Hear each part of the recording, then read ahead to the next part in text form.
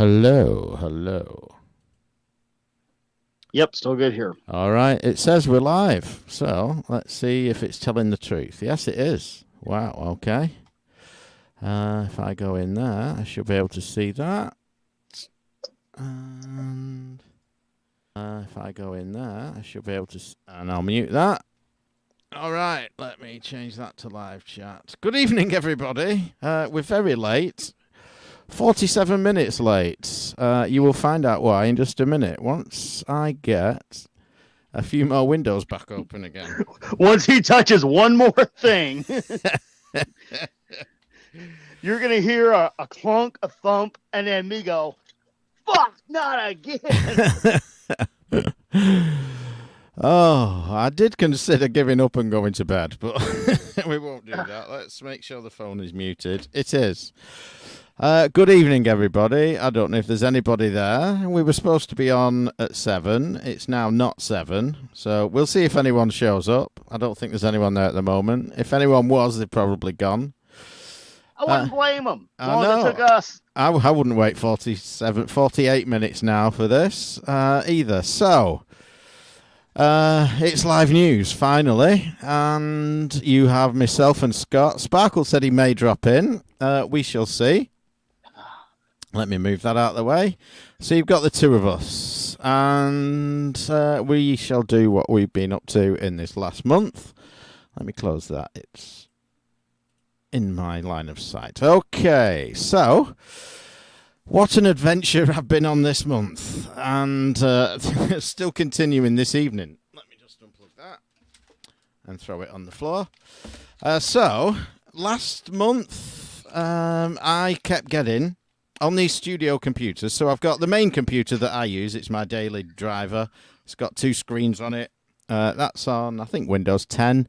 The 2 studio computers were on 8.1, and we use a browser for this chat and for the news and, you know, the video feeds that I pull in, we use a browser. And I kept getting warnings. You need to update Windows or you're not going to get any browser updates and it'll stop working kind of thing.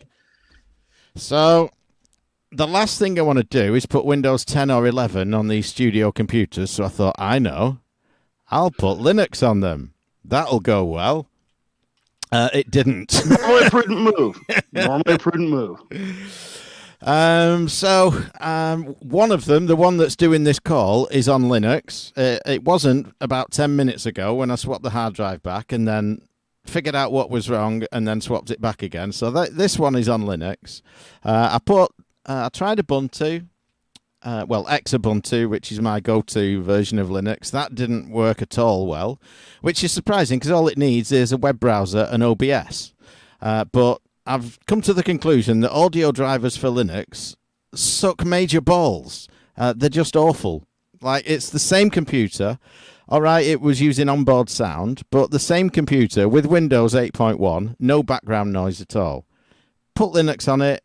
Just constant static in the background. So I've bought a USB Behringer sound card, which is what I'm going through at the moment.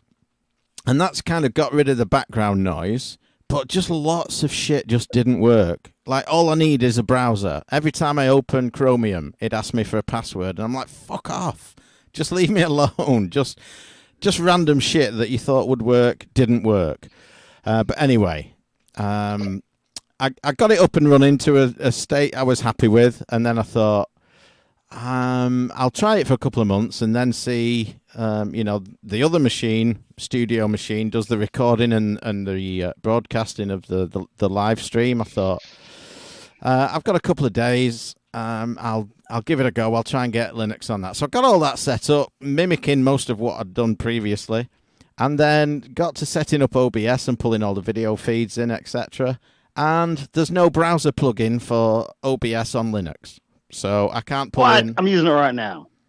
No, if you're running the software, OBS Studio, not the browser version, not the web version that we're using for the call. To run the stream, you need the desktop version installed, and I can't pull the browser feeds in. It's just not there. So did some searching. Some people say, well, I got it working. I did this. Tried a few things, just wasn't having it. And it just felt a bit hokey. So I've gone back to Windows 8.1 on that. I just swapped the hard drive. I thought I'll keep a working drive just in case. So that one may end up going to a newer version of Windows, but I've got to work around for the browsers to stop nagging me about updating. But I suspect the next thing will be OBS Studio will say, nah, you need to move now. And that's what runs the stream and the recording. So at some point, I'll need to upgrade it, but while it's working, I'm going to leave it for now. So that was studio stuff. In general, obviously, since last time, we've had Christmas. We had a busy Christmas here. We had 10 for breakfast, and then everyone kind of swapped, and we ended up with 11 for dinner in the afternoon. So that was busy. And then a couple of days later, my eldest daughter got married, so we had the wedding, and that all went really well. Fantastic day.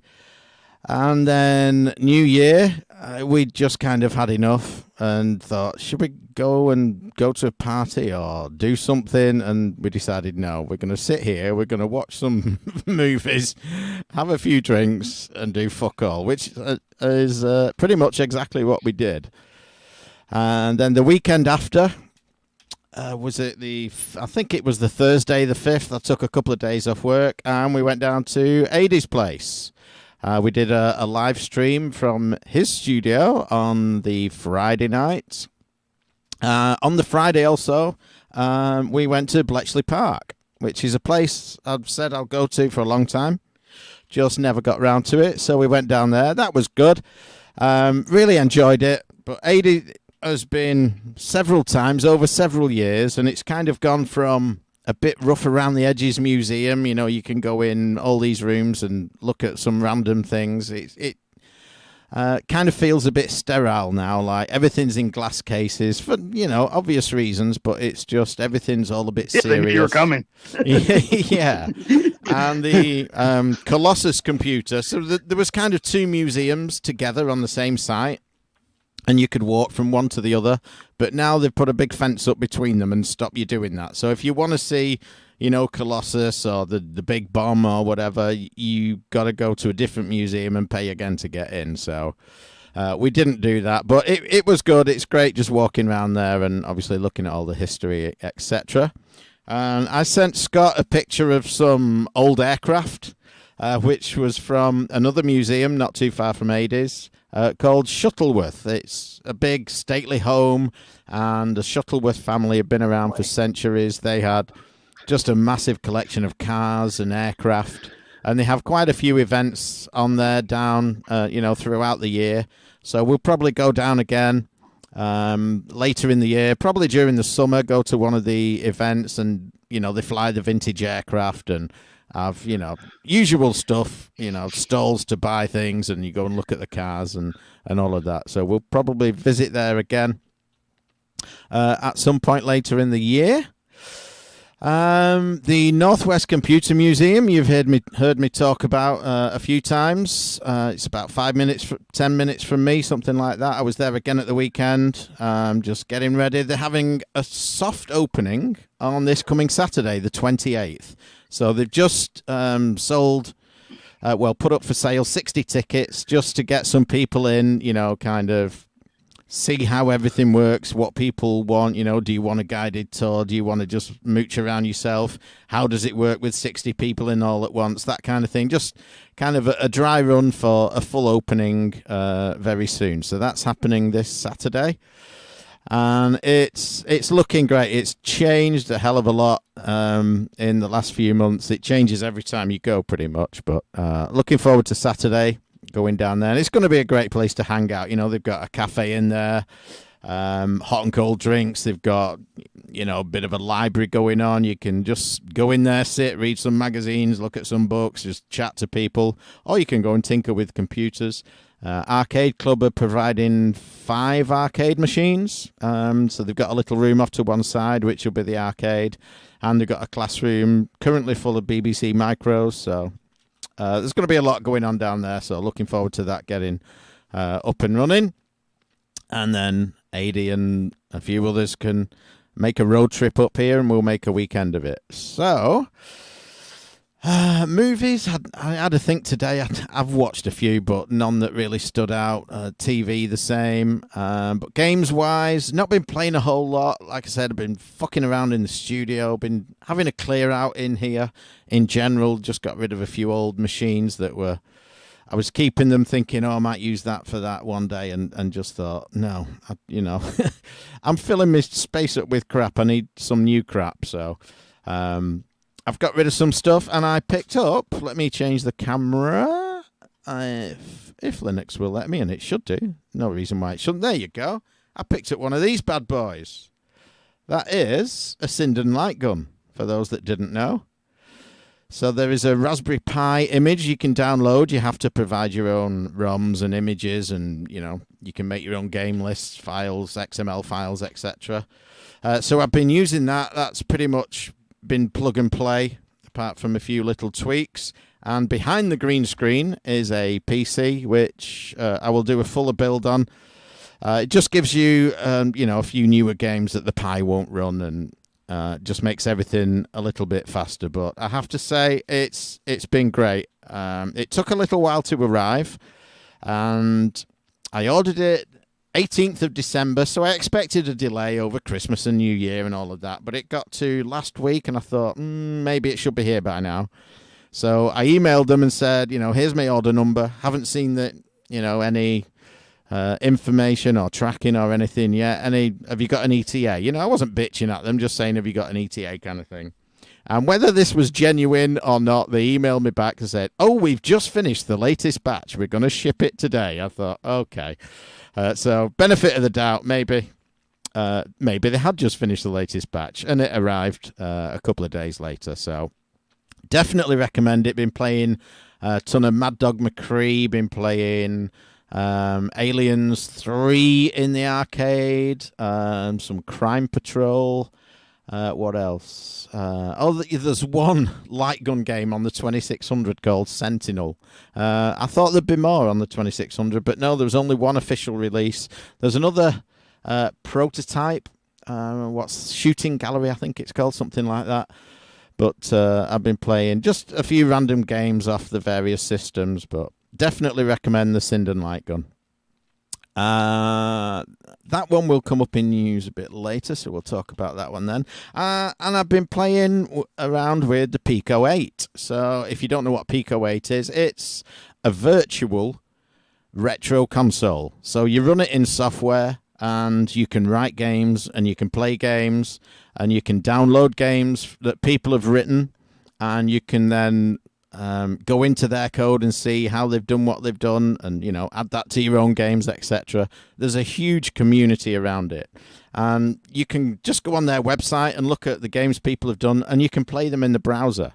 Like, I've started messing around writing a couple of games for it, and when you export them, you can export them to HTML or to a binary, and when you do a binary, it gives you a Linux, Mac, and Windows version. And they're just executable. You just run them. You don't need any software.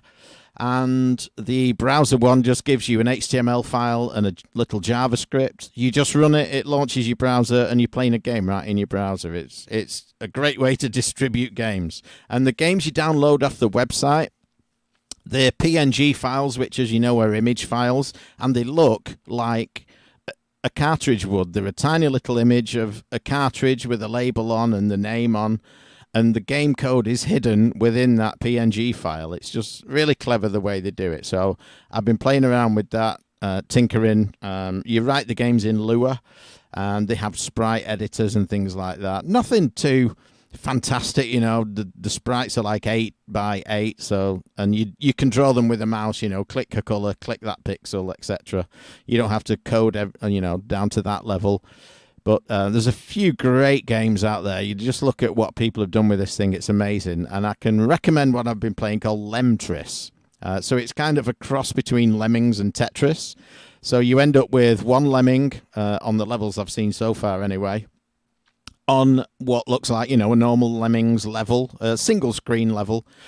And he just walks about, if there's a wall too high, he'll turn around just like a, the game Lemmings. They'll walk where they're able to, and then you have a UFO flies in above holding a Tetris piece, and you've got to drop the Tetris pieces down to kind of make platforms to get the lemming up to the level exit.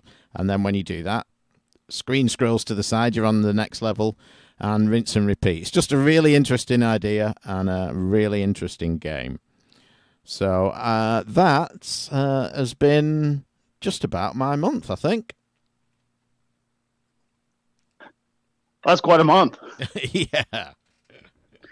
So now might be a great time to bring up to you. You were talking about, changing things up, doing a good clean out of things and all that, Mm-hmm. That's actually the hardware flashback for this month. Well, I covered it in the script for that, but I'll expand on just a little bit here since it's topical. You tend to get settled, I think most of us do, into solutions that work, right? And especially as collectors, right? We tend to build little museums, right? Like things that we like. We spend all this time setting up, a console rack or a rack of games, or connect up a way to use our devices. And some of us, squirrel them away in, various tubs and containers and hardly ever use them. Some of us play them every day and everything in between. Well, what I had to sort of ask myself on a lot of things is, yes, this is maybe the most clever solution, but do I use it? Does it work? Right. So in a lot of ways, I went through the whole studio and revamped a lot of things. I'll save you all the details of, just repeating everything. But I changed the physical configuration of things. Instead of having too many computers on a desk that was just about a half a foot too short, I just pulled everything out, made the desk, the actual bench about a half foot longer, and then put everything back the way it needed to be. Right. The whole console thing, you've already heard about that if you're listening to the recording of the show. Everything, the way I had it in the past is I had run every power lead up, every audio video cable, every RF cable, and I had an elaborate switch network. And on the face of it, I mean, the idea was very clever that, I would go in and, okay, I want to play the Atari, turn the switcher to Atari, turn the RF TV on, and it's magic, right? Well, it worked that way, but somehow that wasn't, although it was super clever. Yes, all you have to do is turn on the TV, turn to the unit, and start playing the game, right? There were a lot of other things that just didn't make it as useful as you would think that would be. So I redid everything. So one of the things I redid this break of the period in between shows, is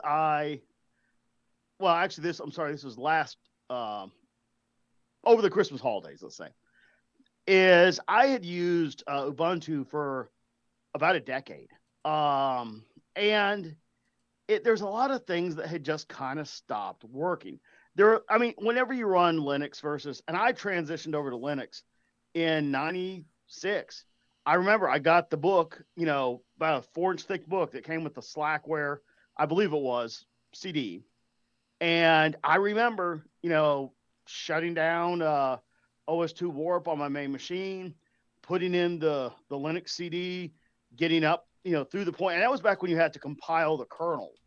You told it exactly what network card you had. And by the way, your choices were 3 network cards. And, everything was very specific. But I remember once I actually finally got up through where I'm sitting at the command prompt and I've got, Linux running on Intel hardware, and it was a big thing. And there were other versions of Windows I played with here or there. Like there were some things like, back in the satellite card modification days, there were some things that the tools to run the devices to unloop the cards or write the software was only written in Windows. There were no good Windows, interfaces or emulators back then. So every now and then I had like a spare laptop or a second, drive that, I could boot up into and use a flavor of Windows. But that all, just one by one kind of went away. So anyway, I had stuck with, Ubuntu for a long time, and a lot of things had just stopped working. At one point, it was sort of the gold standard, right? And you hear complaint. Well, you hear complaints about every distro. So there were a lot of complaints about Ubuntu over the last couple of years. And but if you're not just going to nuke your system and try other distros, you kind of don't realize maybe how bad things have gotten. So I had like the, for example, the software store where you download applications from, just stop populating. So you go read the tricks, whatever. You delete this temp file, repopulate this. Okay, it's back, fine, but then it stopped populating and it wasn't fixable. Now I don't even have 99. Well, somewhere between half to 100% of the time, depending on the things come and go in phases. I would not even use the software store. Pretty much, I just command line interface any package I want. And there were a few things that like were done through the stores that was convenient, but generally it wasn't that big of a deal. So I just kind of let that go. And there were other things and other things and other things. And then finally, I was, watching like a monthly Linux podcast that I check out, and they were again kind of banging on Ubuntu.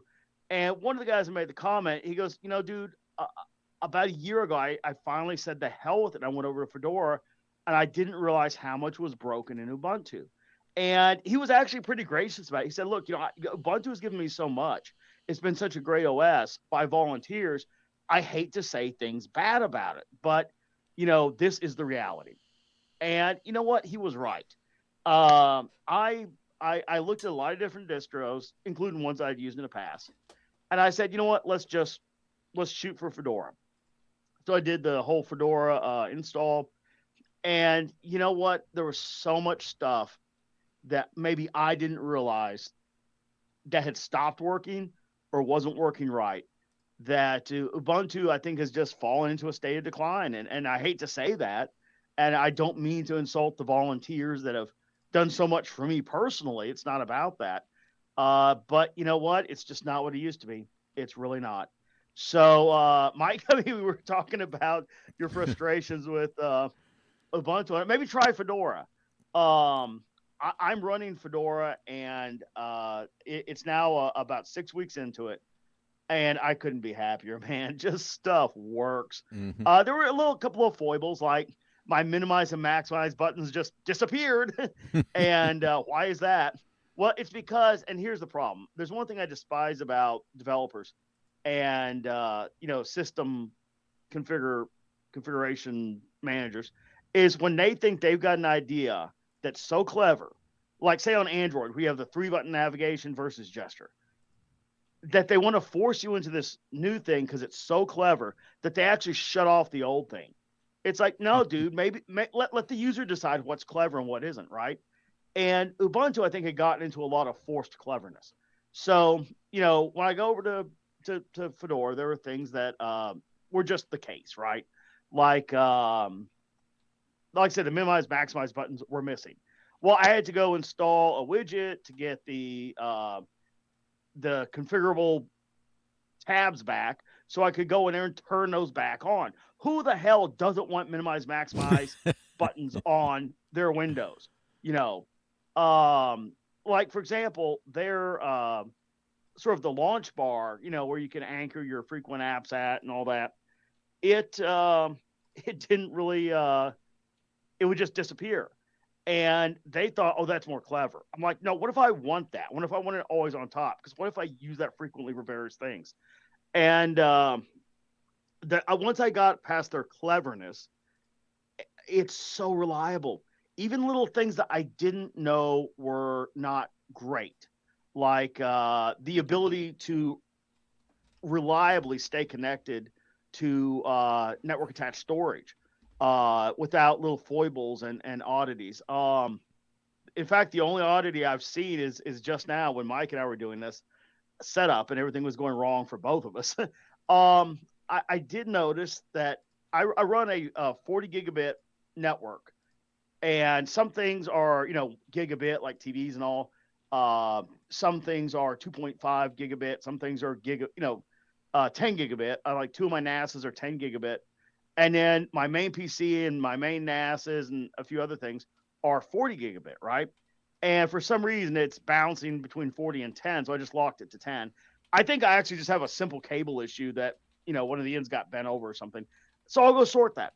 But as far as the actual environment goes, man, am I just more pleased with that. I changed insurance companies because seriously, the one I've been with for 23 years was just underperforming, and so you got to get into sometimes if you have settled solutions, mix things up. But the coolest thing I did out of all the sort of settled solutions, um, the whole console thing, like I said, that's hardware flashback. You've already heard that.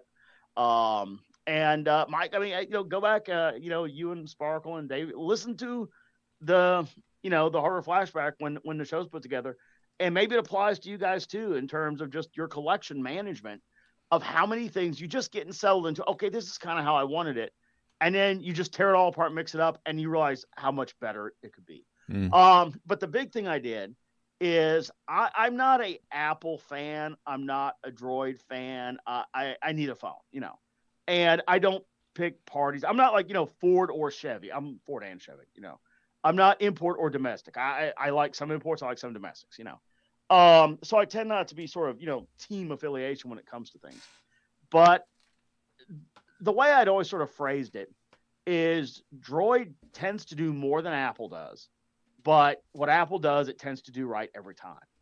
Well, the whole idea of a phone had very much morphed from when, what is it, 16 years ago, cell phones, smartphones really started.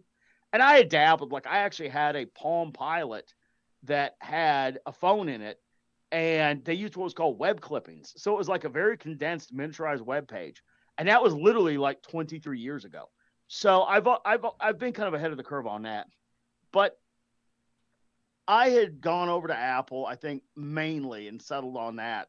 I had the first iPhone, and I went once or twice. I kind of went over to Droid, and then I kind of settled on Apple. But what has occurred, and this is my cybersecurity rant here, is the equation had really shifted. It was no longer we are selling you a phone.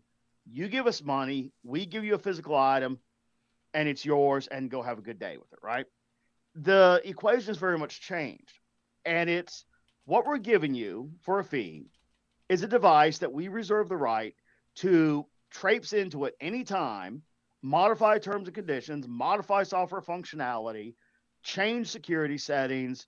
We're going to, in the name of protecting the children, we're going to run hashes on your photos looking for naughty pictures. You wouldn't be against that, would you? You're not a kitty diddler, are you? But this is their premise, right? It's like, okay, so what if, for example, that hash, now you're going to do it for memes that mock politicians, right? And, then they might, it's the tech is usable for whatever you want it to, right? So the very idea that they're traipsing through your like, the way I phrased it to my trainer this morning, we're at the gym working out, and he's kind of really keenly interested in this stuff. And I told him, I said, let me ask you this, man. His wife does photography, has a studio, all that. I said, let's say your wife, goes down to the studio in her underwear at 10 p.m. just to sit down, bang out some photo collages and selections for clients of photos she took earlier in the day. And the kids are asleep. It's quiet time to work. And she walks in, and some dude's sitting at her computer in his underwear. And she's like, who the fuck are you? And what are you doing in my house? And he's like, oh, I was just like checking out your computer, making sure, like what pictures you got. And I'm just gonna like, I was like changing some settings on like, your policies here. And like, it's cool. How'd you get in my house? Oh, like when you signed the EULA, you said like I could come in. I mean, you wouldn't accept that, right? So this is something long time, not something I suddenly snapped on. And I had been making the move as far back as 2017 to go over to Linux-based phones. And the first one I did was Librem, which is a scam. These fucking scammers. Okay. And if they want to respond to this, I'm more than welcome it. I gave them $700 6 years ago and haven't gotten a fucking phone yet. So they're scammers. Okay. They send you a ton of updates. I think Kennedy's over there as their hardware manager. Um, they send you a ton of updates. They talk about their storages, the chips, whatever.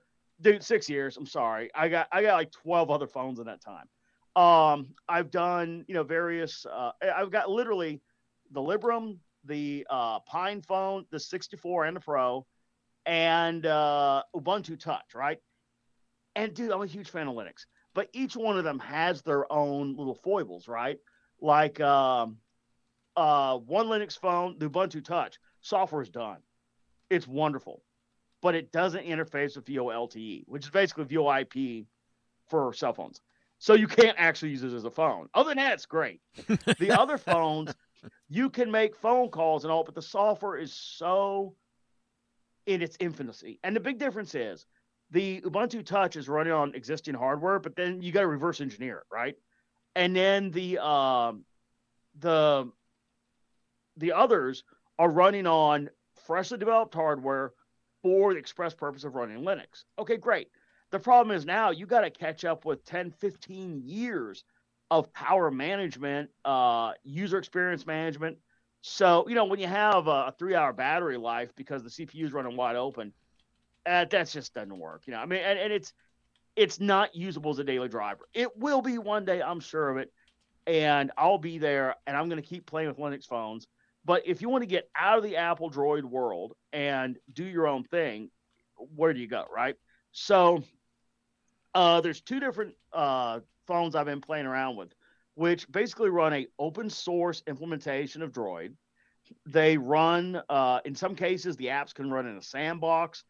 There's a thing called MicroG, which is basically a Google simulator. So if an app wants to say, "Oh, I need to talk to Google libraries and make sure I can get my location and update Google because they give me a discount on my app or something," you can just your micro G goes, "Oh yeah, I'm Google. It's cool. Go on in," and it's not Google. So that's what I'm running now. I'm running, in fact, a Calyx OS on what was formerly a Pixel 6a Pro, and it's fantastic. And it's neat, like hanging Wireshark on it and just watching what's going on.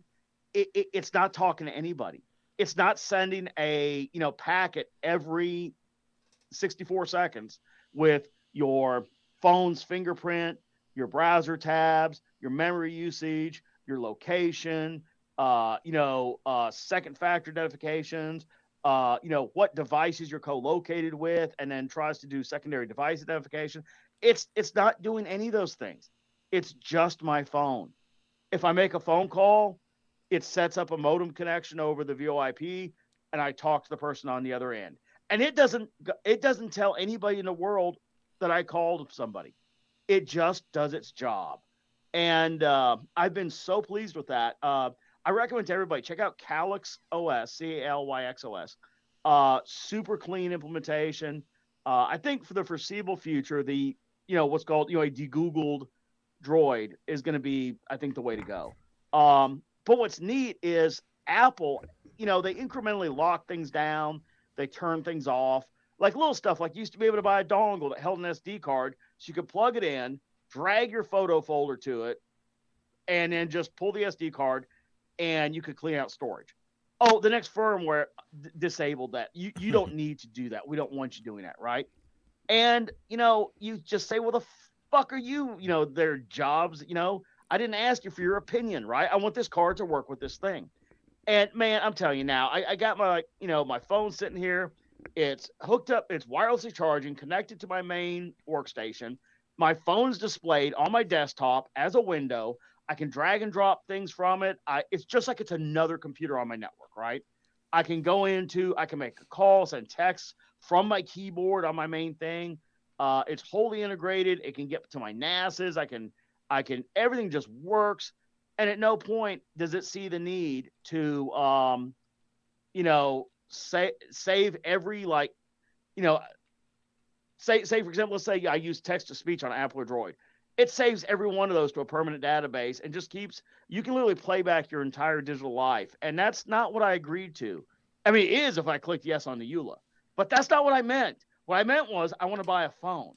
I mean, in the days of corded phones, would we have tolerated this? Mike, if you went in, and I swear I'm done after this, but if you went into your kitchen and you're talking on your cordless phone in 1996, and you go around the corner and there's like some creepy fucker in the corner in a chair with a phone extension, and he's like sitting there with a pen and paper, and you're like, what the hell are you doing? He goes, I'm just writing down what you said. Who are you talking to? It's cool.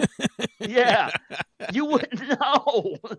So, I'm done with them. I've been trying and working to get away from it for a long time. And I know I could have jumped some time ago, but I really was kind of hoping the Linux stuff would evolve a little faster. But anyway, though sometimes you just got to look at what you're doing and go, is this really working? Yes, no. All right, change this shit up, right? And there's a lot of good solutions out there for things that maybe we didn't look at. So, Mike, just like you, I gutted the studio and changed shit around. So. Yeah, and I'm going to do some more later because I think a hard drive is dying in the broadcast machine because it just died earlier. So hopefully it will keep going for the duration, and I'll clone it. I've just got a disk cloner there. I'll stick both disks in, press the clone button, and it'll do it onto a new disk. So I'm going to stick with the one on Linux at the moment. It's working. Just some annoying shit when you open OBS, like it's mixed all your cameras up, whereas just on Windows, love it or hate it, all that stuff just worked. When you opened OBS, yeah. No, it doesn't. Yeah, but when you opened OBS, all your cameras were in the right place and just random shit. But I think I'll put up with it because I really don't want to put 10 or 11 on these machines. So as long as I can work around it, I will. But let's get into some news. We are very late. We should have started at 7. It's now almost 8:30. We've not done a news item yet. But the good news is, we have Spinal. The good news is we can push news items till next month if we're here to give content, not necessarily to read every article every time. That's it. And we have got quite a few duplicates. There were some big ones this month. Spinal is in the YouTube chat. Mike. Normally he joins us with about 2 minutes to go. And we were late, so in theory he was still late, but he's going to hear all the news that we do. But yes. Oh, I was going to say, good timing, Spinal. See what we've done. Yeah. We're helpful in every way. No, I was gonna say, before we delve into all the pertinent topics and submissions, I have the news up. I've been so distracted with other events this afternoon that I didn't yet go in there and look to see. But let's chat about the Lady Decade entertainment. Yeah. To the extent that we can't. Now, look, we don't go out and seek controversy. We don't just let's face it. There's some podcasts, some YouTubers that if they smell a little bit of controversy, they just jump in, make it about them, start, blowing it up because that gets clicks and views and all. We've been around too long to do this for clicks, and that's not our thing. But, some friends of ours know some people, and some things are said and funny things go on, and then you start looking at things, there's a great video out there. Literally it says, this has been going on for 6 months and I still don't know what this is about. What is this about? And it's referring to the Lady Decade thing. And I thought, this guy knows his audience. It's like, what the fuck are you people talking about? So Mike, should we go down that road for a moment? Yes. So I presume everyone listening to this knows what's been going on. I mean, Simon has talked about it in Dinosaur Pie, but so Lady Decade. I still didn't know what he was talking about, though. I didn't, because this is what I'm talking about. Yeah, you hear this, that, whatever, but even though I had heard the bits, still didn't know what the hell they was talking about. So, Lady Decade and her husband, they are, what's the name? Varty. I forget the first names Top now. Hat. It doesn't matter. Top Hat Gaming Man and Lady Decade on YouTube anyway. So they have YouTube channels. They have one each. They're married, and they have people writing content for them and sit there and read it, kind of thing. Lady Decade did one on the Calico Chameleon a while back that was just, stuff that pulled from Wikipedia and what have you. But anyway, she made a video and it featured some copyright material, a copyright image, and the copyright holder contacted them and said, reasonably, with a legal letter, you either owe me this much. No, I think that was it, actually. You owe me this much. You need to take the video down. And if you pay this, we'll forget it and all of that. It was like £472 or something. And so next minute she did the old tearful video on YouTube, crying her eyes out. We've been threatened. We've got kids and we just do this for fun. And now this guy's threatening us. I don't know what to do. We're trying to be reasonable. They were trying to get the guy on the phone so that none of it was recorded. And he's like, no, if you want to contact me, here's my email address. And they did everything but email him so it wasn't on record.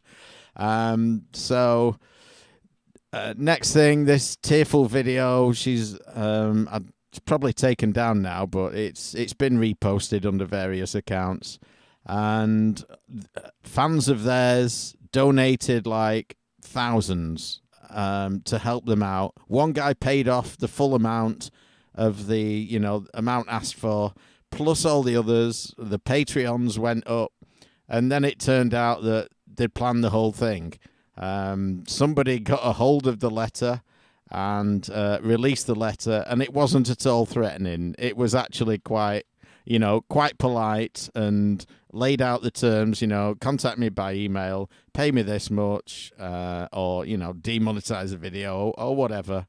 And they just made the whole thing up. And then later it turned out that there was a chat that quite a few UK YouTubers were in, the Lady Decade, Top Hat Gaming Man, RMC,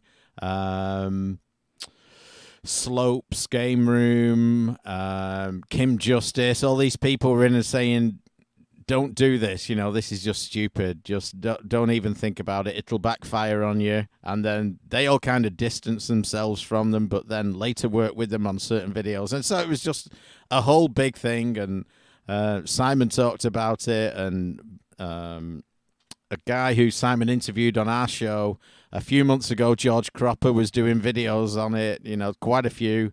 And then they all complained about George's videos for speaking the truth. And so George's channel got nuked by YouTube.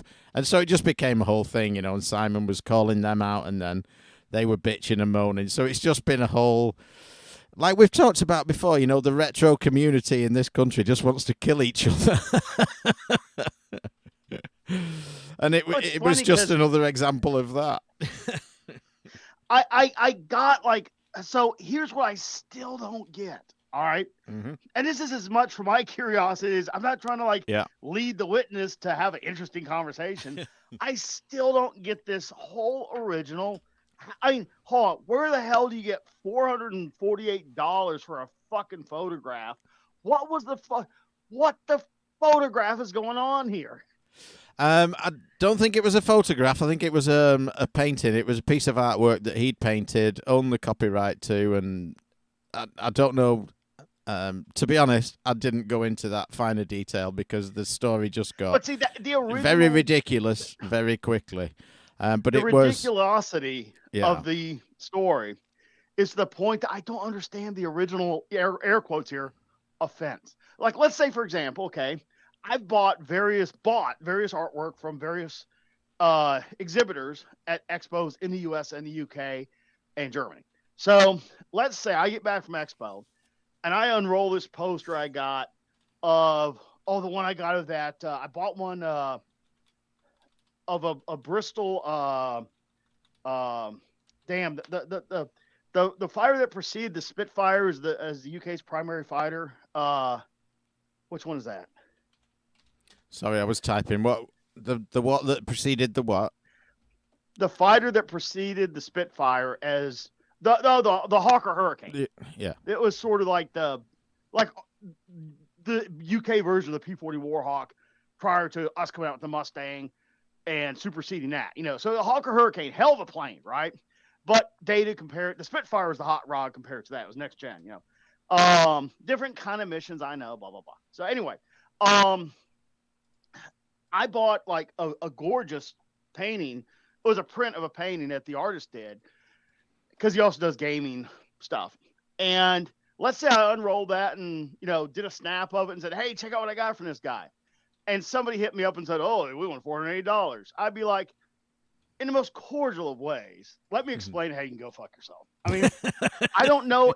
Like, here I am telling people to grade, and this never happened, but I'm literally sharing, like, hey, check this out. You should get one. The guy does good work, or were they trying to, like, sell copies of the painting? I still don't quite get the original offense. But for whatever reason, yeah, it went to crazy town. So, I mean, that's the only role we have in it. It's been since discussions were featured on our show that I, as one of the show co-founders and co-creators and owners, still don't perfectly understand because it is such a crazy thing, I mean, I'll say this. Top Hat's done. He's done some interesting stuff over the years. He really has. I've watched his content. I've enjoyed it, a good chunk of it. Some of it I thought was, it's not for me, And his dear wife there, she, I think, just if she's a script reader, and there are a lot of channels like this. There's one that does like a wartime logistics and economics analysis, and they write scripts, and then this one guy goes in and reads it. You don't have to be the subject matter expert to present something, right? But if you're going to portray yourself as a subject matter expert, or that, I'm genuinely interested in this, and you have not a clue what you're talking about and aren't interested in knowing, you're just there for the clicks. No, I'm not going to be impressed, and you're going to look silly. So I think they just came off looking silly. That's my takeaway. So I'm still not sure what the original god-awful offense was, and I think they look silly. So that's my takeaway. Yeah, so Mike Garcia in chat said it was a photo of a late artist. And I had it wasn't a claim for money or anything, but on my personal website, I wrote an article about, vintage racetracks and Grand Prix legends and all of that. And I included a photo of the Nürburgring from like the 60s or whatever. And maybe it was later than that. And the guy who took the photo, I don't know whether he did a reverse image search or whatever, contacted me and said, you've got this photo on your website. It's my photo. Can you take it down? I said, well, read the article. It's, all about the track and it, if you want, I can link back to your site with the picture. He said, no, it's my picture. I don't want it anywhere else. Just take it down. I'm like, I didn't take that picture for people to look at, sir. Yeah. I was like, but I'll link back to you. It works in the article. I'll leave it in there. I'll give you credit and all of that. No, don't want it anywhere else. It's my picture and only I can see it. God damn it! So I took it down and told him to go fuck himself. Dude, literally, like if I've taken 1,000,001 photos at gaming expos or whatever, right? Okay, sure. If somebody else used it, it wouldn't even. First of all, it would never occur to me to reach out to them. I'd be like, oh, I think I took that picture. And let's say I looked at for some reason I saw that, oh, I did take that picture. Oh, that's cool. But let's say, for example, it said photo credited to Frank Cifaldi, as everything in the known universe seems to be. I would actually reach out and go, no, bro, Frank Cifaldi didn't take that picture. That's my picture. But that's it. I would not. And asking, for us, no, forget it. No. It's a world I can't relate to. Yeah. So I should claim for this. So this was from our WhatsApp chat. You can maybe just about see it. It might be a bit too bright with the lighting coming at it there. But so Simon has been sort of posting pictures of her and her channel and commenting. Yeah. And so she returned the favor with a picture of him. But that's me in the background. Like, it's cut off his head, so you can't even see it's Simon Butler. And then I'm in the background there. So I should claim and say, you used a picture of me there. You owe me £472. And that was a talk we did at a Revival Mini when Simon and I did a panel. Well, maybe you can say, hey, look, this is my photo. You owe me. Oh, you've gone. Something happened. Oh, he's gone. What the fuck? Oh, you just went. You're back. Oh, I'm here. Yeah. The audio just glitched, but yeah. No, you can always send the thing saying, hey, look, I would ask for, 80 pounds here, but I see you got your own. Let's just leave it alone. Yeah. So there is some good news in all of that. We won an award, another award. We get these every so often. They're nothing but pure spam, but I thought I'd read it anyway. We have great news for you, Retro Gaming Roundup team. You've earned 34 out of 40 in our annual website review study, the TGE Awards. And thus qualify for our top website 2022. So yay, we've got the top website in 2022. And they attach. We won the Tiggies again. Yeah. They attach an image that we can put on their website. So it's basically just some dude out there who wants pictures of his, links back to his website, and he sends all these awards out to people. There was a scam going around a couple of years ago. We got and I can't remember if the image is still on our website. I think I took it down eventually, but I put it on there. And it's like Top Blog Award 2020. You've won, you've qualified, you're in our PDF magazine, and people will read about you. Oh, also, if you want to buy a trophy, it's $150, please. And it's just like basically a money grab. So these things go around every so often, but we're the best website, or among the best websites of 2022. So that's good.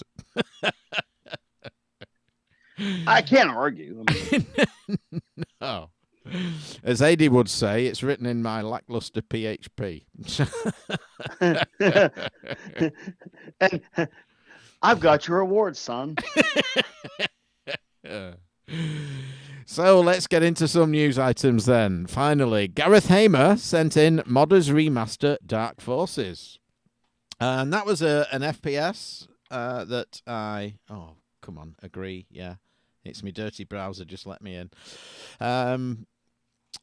Yeah, so Dark Forces was a great FPS, very much, Doom-like, but themed around Star Wars, and people have remastered it and updated the graphics, etc., etc. And it's gotten the Z Doom treatment, which I'm guessing is a newer engine than it was originally written on, but if you haven't played Star Wars Dark Forces, I recommend you do.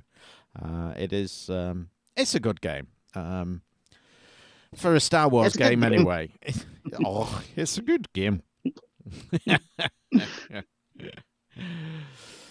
And one here from Chris, who says, as well as me, and a few others, perhaps, I'm just looking down, but can't see any at the moment, Atari kills VCS production, which we kind of mentioned a little while ago, but I think they've made it official. Yes, accept cookies, for fuck's sake.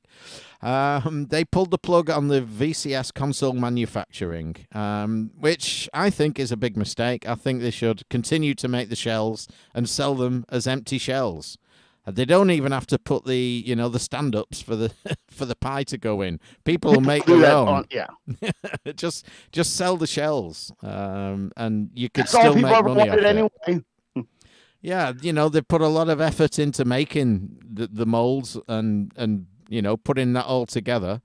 They could still make money out of those molds alone, but they do seem to make some very strange decisions. Well, over at Cloanto, Mike Labatt has hit us up again, and it's time for another release. So they have reached a big number. Build 10.0.10.0 of Amiga and C64 forever. This is a big one. This is not just sort of the new slight polish on it, which some people say, every year they re-release it with a tiny change, okay? So I took a little bit of a look at this. They have almost 1 million lines of code, new stuff. A lot of stuff has been reworked. Um, it's out there. It's the Amiga and the C64 Forever, which is this is a great resource. I mean, if you want to use Amiga Forever as they distribute it, great. But it's also a great way to get licensed original stuff.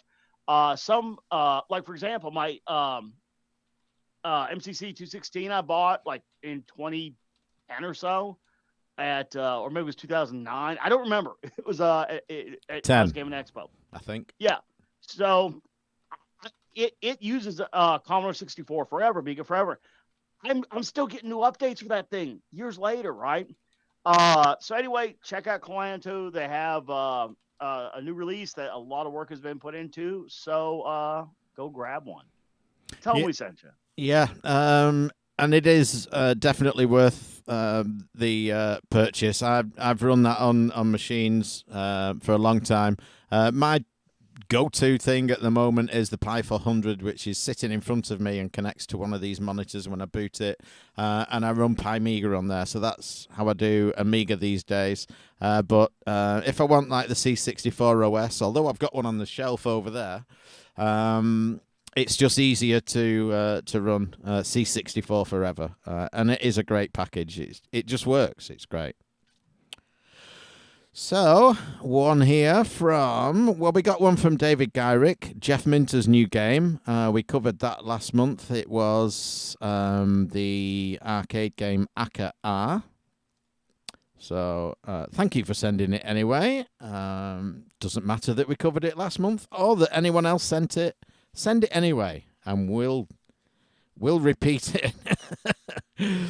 So this from James Payton, Apple II Game Boy Tetris. The Game Boy version of Tetris has been ported to the Apple II by Lee Fasteneau. And you can play it and spread it around. He's attached a zip file and the DSK files for us. They are available and out there. And I have to say, I did look at some video of this. It just looks great. It is a great piece of work. So thank you, James, for sending that in. And man, here's a weird one. Gareth Hamer, frequent contributor. Thank you very much, Gareth. He sent over one record from your Game Boy. Now we've all seen like the Wi-Fi cards where you can stream to the Game Boy and then remote play various other games on modern systems. Just kind of a crazy thing.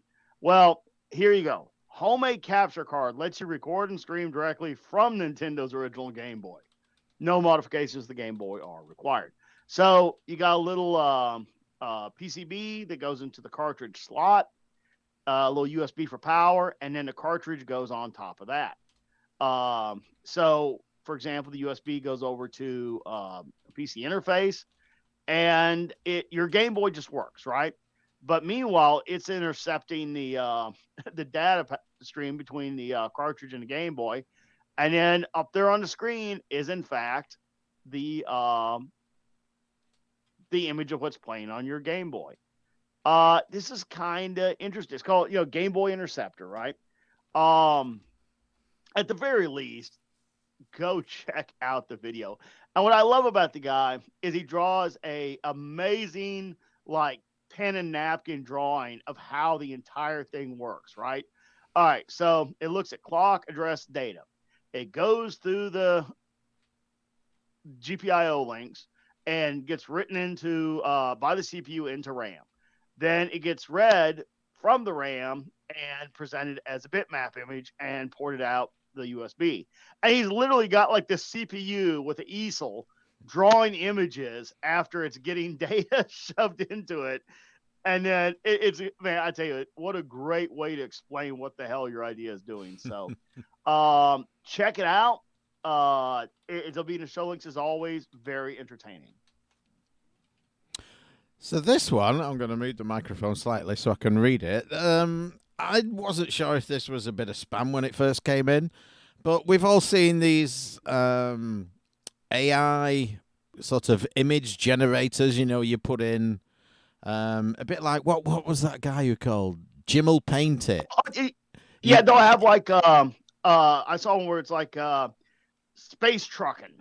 the song done by like AI video or something, and it Yeah. literally shows like trucks in space, and then Yeah. um, So you put in your terms like paint me a tall guy in Middle Earth, killing a hobbit or whatever, and this thing will throw back an image at you.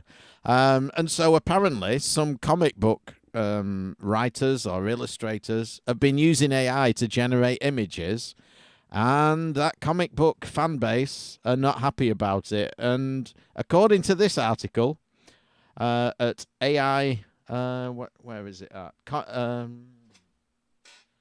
Alcomics, alcomicbooks.com. I can't quite read it. I need better readers. Apparently, some of these artists have been getting death threats because the community are not happy. They want to see a hand-drawn image, as I guess they've every right to.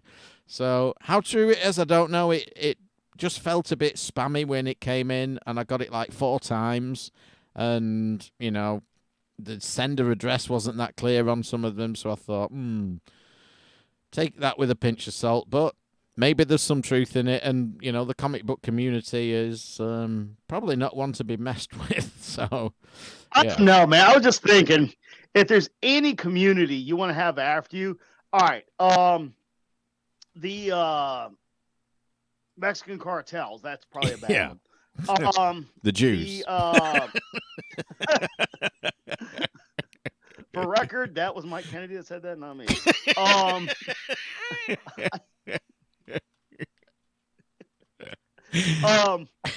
There is there are all sorts of like communities, like say various criminal organizations that stem from Italy. Maybe I don't know. Say for example, the combat veteran community. There's a lot of communities you wouldn't want really after you. I don't greatly fear the comic book community. I know there's somebody out there now with blue hair, horn rimmed glasses who just shove them back on his nose and said, "Oh yeah, Mister. Wow. Okay, yes. Point made. I'm terrified. But seldom do these communities really escalate to the point of murderous threats. So whatevs. Whatevs. One here from Neil Barmer, and that is the newly named Spinal. So sometimes, because I don't know if I said this on the show last month, but sometimes we get an article from Neil, sometimes we get one from Spinal. And he was in our Discord and he said, "Why do you sometimes call me Neil and sometimes Spinal?" And I'm like, "Dude, that's what the emails say." Well, Ted, boy, do we have an answer for you. Yeah.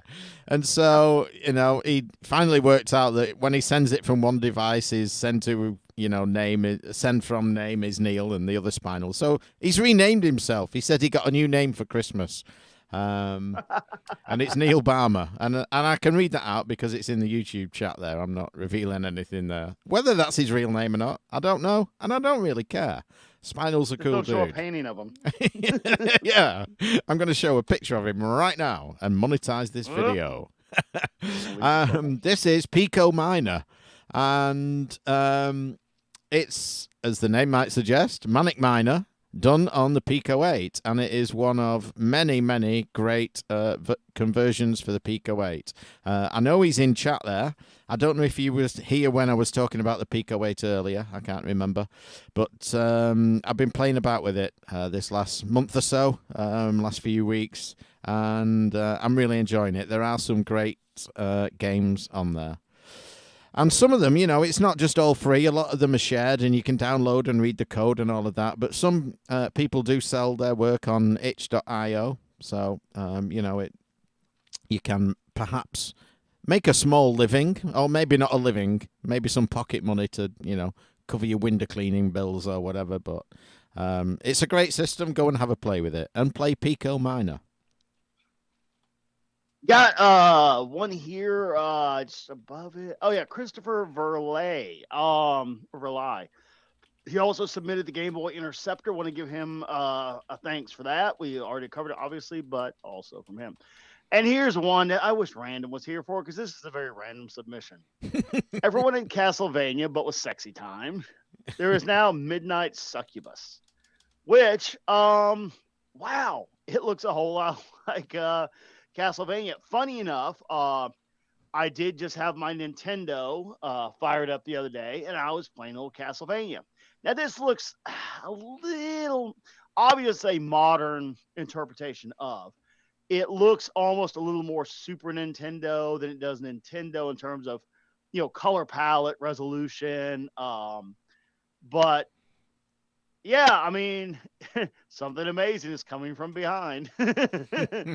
um, it is exactly that. It's actually a darn playable looking little game, but yeah, they managed to work in sexy time. Yeah.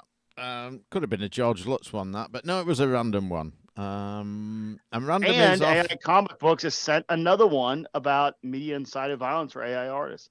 I'm starting to feel like it's an AI letting us know what's going down. Yeah, maybe. So there's one here. I've got it in my notes here, but I don't see it in the inbox. So maybe it was one of mine, and I thought I'll put that here, and then forgot to send it. Nintendo apparently cancelled the Switch Pro in favor of the Switch 2. So let's just have a quick read. A weird thing happened, blah, blah, blah. And Nintendo announced new Switch hardware will be coming to market. The main draw was a new OLED screen. Upon further examination, it was clear there were no actual power upgrades in the new unit. So blah, blah, blah. Doesn't really make a... As for the Switch 2 and potential concerns about it... That's a really oddly worded article. Maybe that's why I didn't send it and put it in my notes. But apparently, maybe there's a Switch 2 instead of the Switch Pro. I neither know nor care. Yeah, like I said, the only thing my Switch has collected is dust. I played through Breath of the Wild, and I'm still waiting. So, no, I don't want Happy Scrappy Hero Pups 4, Cooking Mama 12, Sparkly Kittens. No, it's the GameCube all over again. So, man, Nintendo, come on, man. Yeah. Oh, I found it. It was called something different. It was from Gareth Hamer. And he called it the never going to be released console as being cancelled. So there you go. That kind of says it all. I prefer his title to mine. Right? Yeah, there are so many of these Nintendo cycles. Like there's we're going to short supply on this one. We're going to flood the market with this one. I noticed, so like the Nintendo Entertainment System was very much like the Wii. Fantastic, universal accessible, beloved, good hardware, aesthetic, great performance, just everything. Man, did Nintendo hit a home run with that. Reinvigorated the whole video game industry. Cool. Then they did the Super Nintendo. Solid follow-on, really good. And then they did the 64, not so good.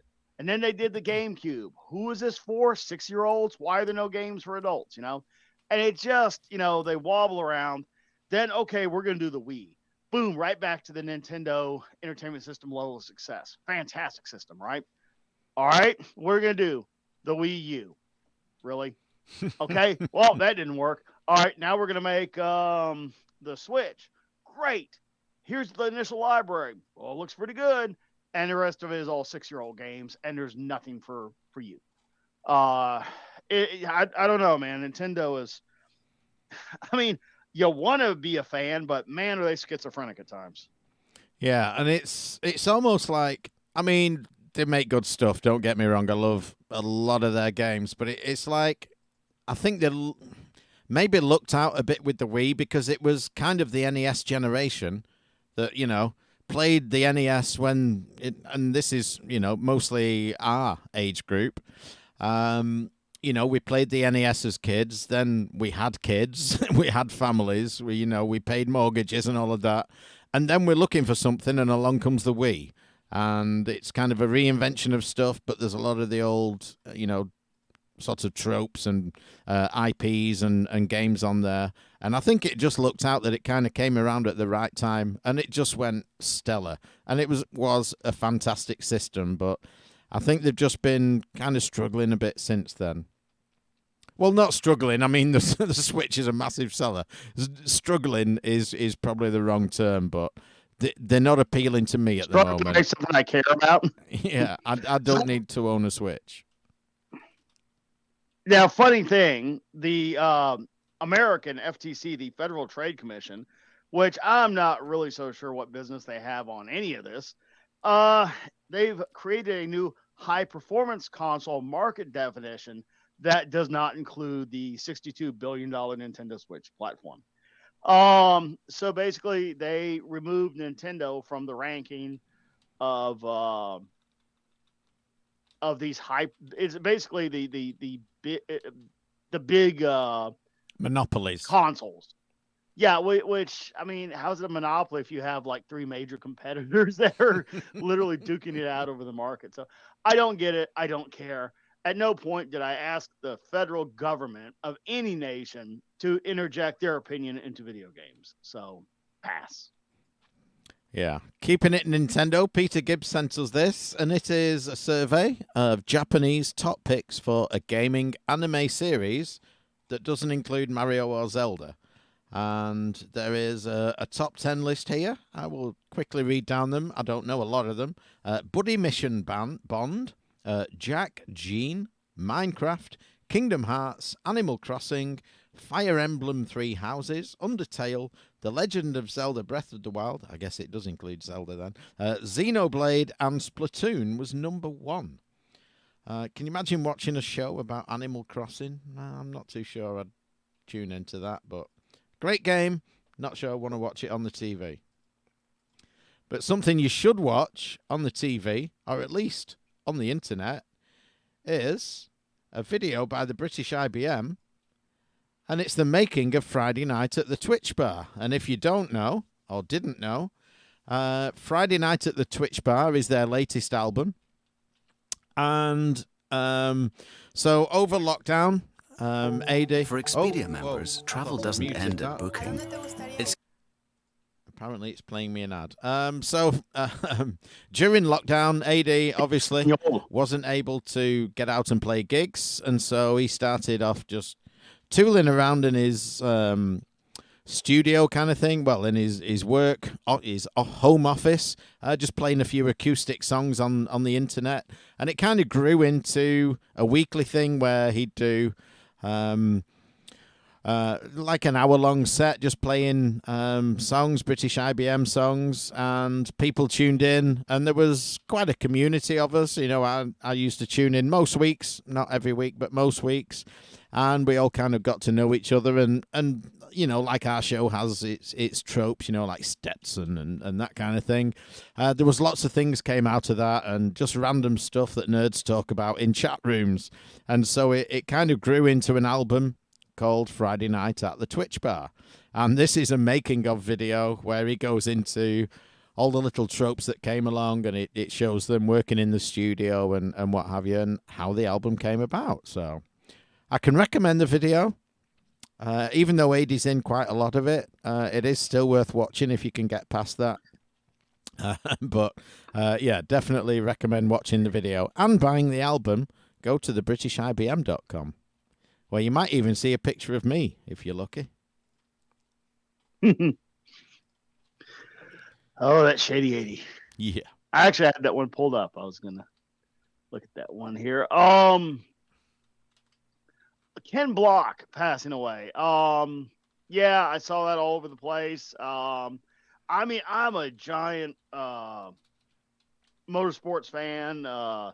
You know, car builder. I've built quite a few custom and high performance cars over the years, and motorcycles. I just I never gave a damn. I'm not trying to dishonor the dead here, but I just, the whole, you know, check out my shoes, you know, quick cut videos. It's not for me. It's for a different generation. You know, I don't know. I grew up on Evel Knievel, you know, But he did have some amazing cars, and he obviously had the money to do it. But although Ken Block was just not something I cared about. I mean, people say, "Oh, did you see the Ken Block video?" I'm like, no. What was very much apparent, though, is that he invested tremendously in his family, particularly his daughter, who he was very active in getting her, some other, folks I pay attention to would have like, oh, we're going to have Ken Block on today. I'm like, oh, great. Here we go. Another check out my shoes, And he actually brought his daughter on, and he's like, hey, yeah, we're going to turn loose a 1,000 horsepower car and let her drift around out there. I'm like, oh, okay, that's badass. So, although like his media he produced definitely wasn't my thing, the guy had I think a good way of doing things and trying to bring the next generation into it. So, yeah, I mean, and it was a stupid snowmobile accident. That happens. So, one of my best friends that rode motorcycles with for a good bit, and we may engage occasionally in some modest risk motorcycling. But it's risk versus reward. Yeah. If something happens, you're like, look at the way you guys ride. But here, in this case, he was just going to work, man. Just dumb things. So, but anyway, who knows? Maybe, his daughter will turn out to be a superstar of the industry or something. Yeah, it was a shame. I've watched Ken Block videos. He drives rally cars around, does lots of stunts and warehouses and, clipping narrowly missing bollards and that kind of thing. And okay, you don't know how many takes that took, etc. But I know he did compete in rallying. Didn't do all that well, but certainly more. He was a show driver, not a race driver. Yeah. Certainly can handle a car better than I can. But yeah, a sad passing. And while we're on sad passings, there were quite a few this month. I'm just scrolling down for the other RIPs. We got one here from Shady AD. Somebody cue up Sarah McLaughlin. I will remember you.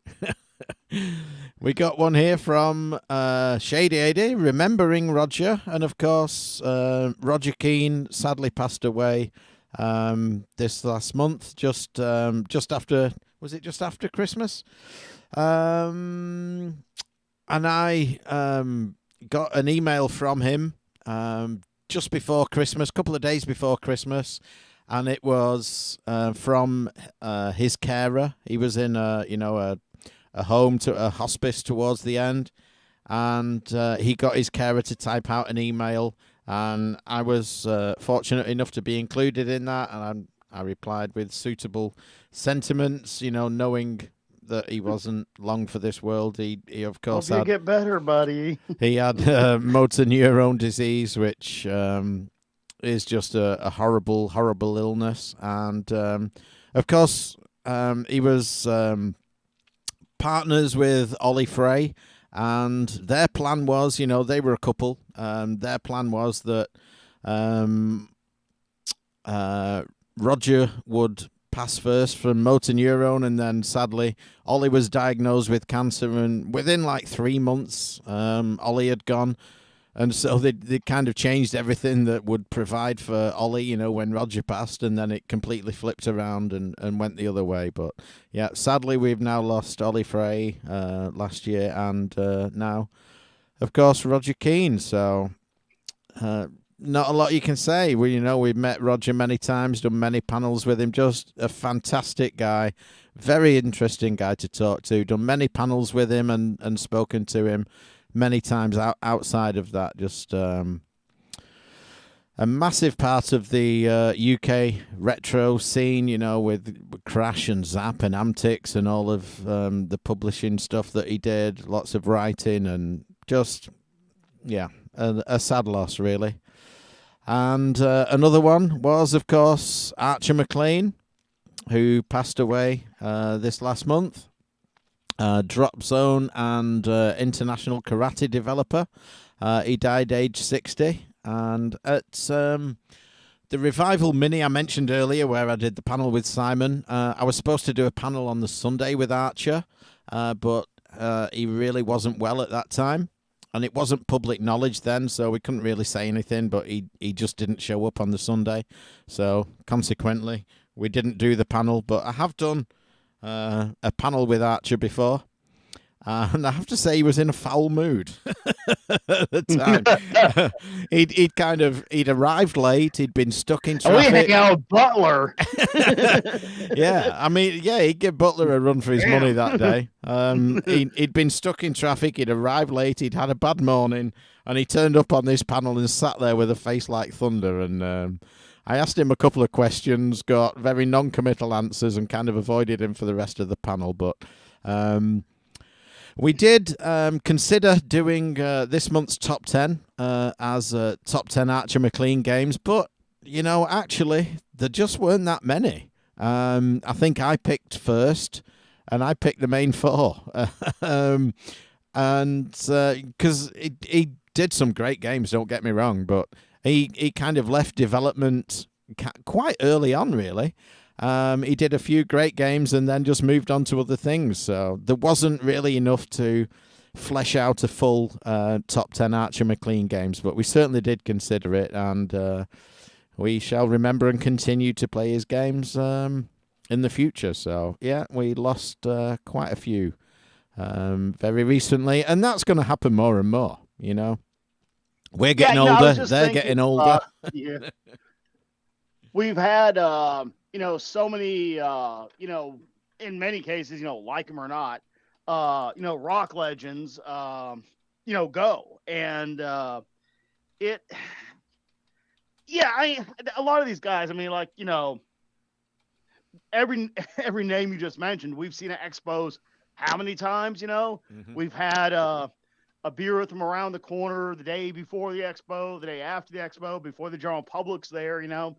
And all the time that we spend when the doors aren't open to the expo, you know, when it's shut down and they're just, you know, walking around or coming by our booth as we're, you know, sitting there, you know, having a beer or playing games, and you really get to know people on a personal level, you know. Like I didn't think I'd ever sit there and just hang out with David Pleasance and talk about the history of the internet. You know, I mean, It is just an amazing experience to have really gotten to know guys of this caliber, you know. And then, you know, yeah, they're not that much older than you, but they were older than you enough to have been active in, you know, creating the things. Like you kind of look at, you know, like the 80s rock stars, right? They were what, in general, you know, between 2 to 5 years older than us, you know. I mean, hell, you know, Guns N' Roses freaking explodes out there and drops, you know, the atomic bomb that was their first album. And okay, yeah, they're 5 years older than you. I mean, and you know, and so now when you look at there, you see Jesus, Axel, what happened to you, you old bastard? And you walk down the hallway, you're like, look who's talking. You know. Yeah. So, you know, with nothing but love and respect, it's sad to say goodbye to these guys. But, you know, rock stars, game creators, all the guys that were, you know, in some cases, you know, 10, 20 years ahead of us, it's going to happen more and more, as you said. So it's unfortunate. But, you know, we're going to talk about them for a long time here. And certainly, you know, today's news, we're going to remember them accordingly. So, but I mean, even though, okay, so what? Dude showed up grumpy at your panel, right? Mm. How many people held a panel with him? Yeah. I mean, come on, you know. Yeah. So, you know, people say, "Oh yeah, there's this guy. You know, I read about he did this." It's like, yeah, we did a panel. It's cool. He had a shit name, but you know. Yeah, and we all have those. Well, we both had one a couple of hours ago. Oh, dear. So, got one here from David Gyrich. The British Zelda, and I thought, what the hell is he talking about? Okay, so they're talking about Team 17's project. So here's the lead paragraph. 1994, Team 17 revealed it was working on a Legend of Zelda style RPG called Witchwood. I wouldn't call it a Legend of Zelda style RPG. I mean, if you're going to call Legend of Zelda a style, then you could say Legend of Zelda is a Ultima One style RPG, right? Any game encompassing a overworld with a series of underworlds could arguably called not Zelda. So anyway, yeah, that's they had announced this thing, and it was developed for PC and versions reported for Amiga, PlayStation, Sega Saturn, and Atari Jaguar. Oh, have you dropped out again? Let's wait a few seconds. There, you're back. You dropped out. You dropped out. You're back. Oh, where did I drop? About 5 seconds ago. Oh, not a clue. But yeah, it's as I said, I wouldn't call Zelda a style. I would say Zelda is an Ultima style game. And I'm sure there was something out there before Ultima in ASCII. In fact, I'm trying to remember the name of it because I know what it is. But yeah, they had a demo leaked out at one point on a VHS tape. So they knew there was more out there, and a huge article on it here, but it looks like it's a huge article. So I'm trying to skip ahead to see if they're actually getting it out or if the article just kind of ends with more blather about it. So read the article for yourself. Links in our show notes. I got to finish reading it myself because it's like 27 pages long. Yeah, it is. So one here from David Gyrick, and it is Mortal Kombat 2 32X upgrade. I need to say no more about it, and I can't really because it's a YouTube video. Somebody has upgraded the 32X version of Mortal Kombat 2. But one I can say a little bit about is from Random Dave. PS2 emulator for Android ends due to developer woes. And this was the PS2 emulator for Android, which was called Aether SX2.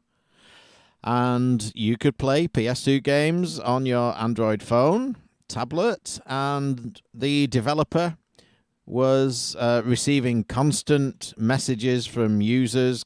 Can you do this? Can you do that? Can it do this? It won't do this. This isn't working.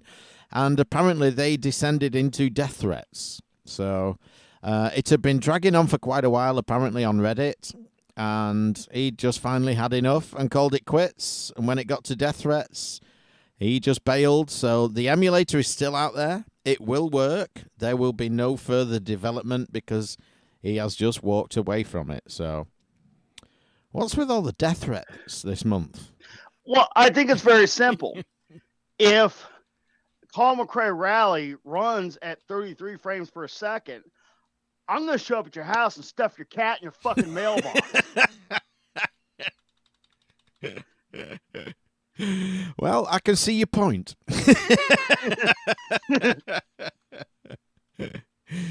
Jesus. Get a life, people. Yeah, I mean, yeah, it does. I mean, there's things to be mad about in retro gaming, like, people starting to scam companies, scamming their friends out of money, creating secondary, and things, could happen. But,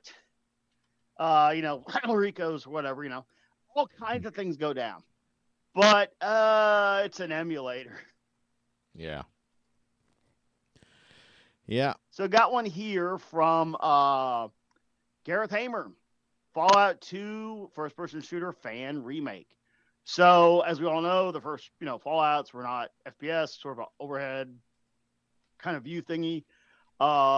3, Vegas, 4, all first person. And I personally I love the idea of 3. I like the storyline. I find it's just so muddy. It's very hard to really see what you're doing. And 4 is just, fantastic. It's boy, did they fix that problem. So this, I mean, believe me, I appreciate the level of work, but it looks like it's going to be pretty muddy. So I don't know if I'm going to, I'll probably give it a look because I do like Fallout. Still waiting for Fallout the Apology and Fallout 5. So we'll see. But I mean, the toolbar looks clever enough. It has kind of a Doom type feel to it. I don't know, how well the whole world works, but we'll check it out. I'll give it a go. Yeah, one here from Random Dave, not surprisingly. And I thought about finishing with this one, but I'm sure we've got another one that would also be a good one to finish on. So, in the last few months, the UK town, seaside town of Scarborough, was visited by a walrus. And said walrus decided to masturbate in front of everybody. And now someone's put that in a Duke Nukem 3D level. There's a masturbating walrus in a video game. So Cuckoo, man. That happened.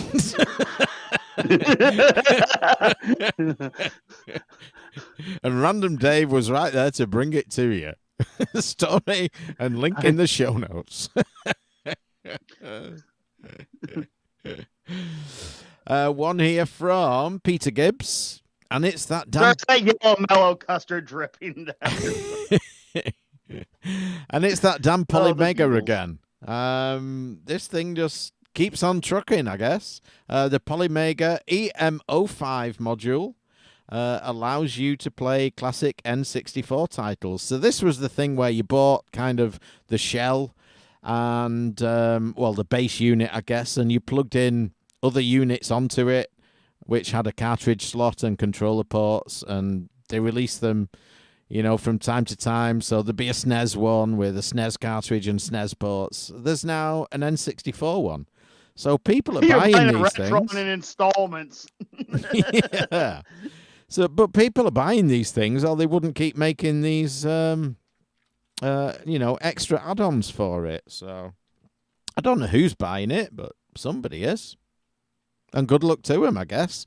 It was one of those we talked about for quite a while as, maybe being vaporware, and it was also around the time of the VGS, perhaps, rather than the Chameleon, and, would this thing ever come out? Well, it did, and it's out, and it's still going, so, yeah, hats off to them. If they can make a living out of that, then good luck to them. Sure. No, I guess maybe I'm a little worn from the VGS experience, where that same idea, although, very successfully done in the Polymega. And believe me, they've obviously produced a product.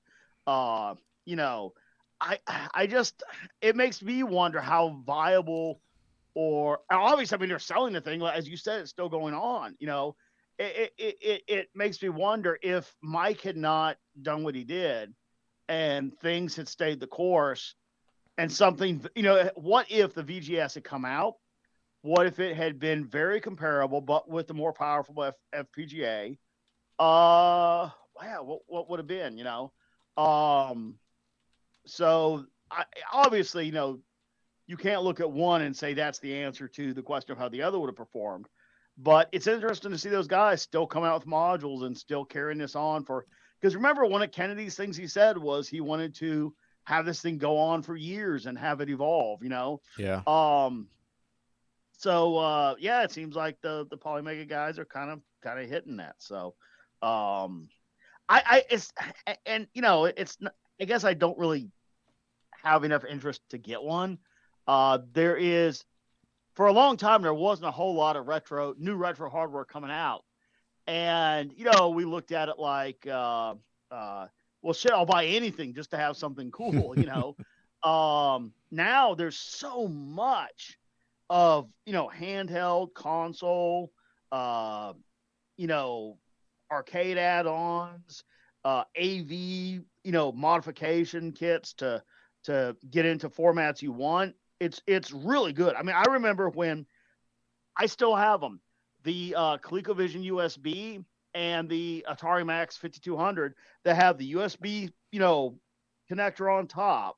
And, you literally have to use the program to write the ROMs to it to have your multi-cart. And they didn't have an SD card slot then. To now, that was the multi-carts available, that and a cuddle cart, which could be one Atari cart at a time. And now, I mean, I've got up here on the rack pretty much everything from the Odyssey up to the PS5. And you know what? There isn't one system up there I don't have a multi-card in or equivalent device that I wish they had one for this. And even a freaking Fairchild Channel F has the multi. So, yeah, it's a great time for. I mean, there may be a little bit of market saturation with all these revelations and innovations, but it's pretty cool. I can't buy them all. Yeah, I meant to mention this at the top, but you remember our listener Doug 0909? Who occasionally comes back. He sends us news stories. I think he still listens. And his complaint with us is we don't talk enough about the Odyssey 2, his favourite system. Well, at the Northwest Computer Museum on Saturday... I'm looking at one right now. I was playing our version of it, which was the... what was it called? The Philips Video Pack, I think it was called. I was playing a game on there called Terrorhawks, which...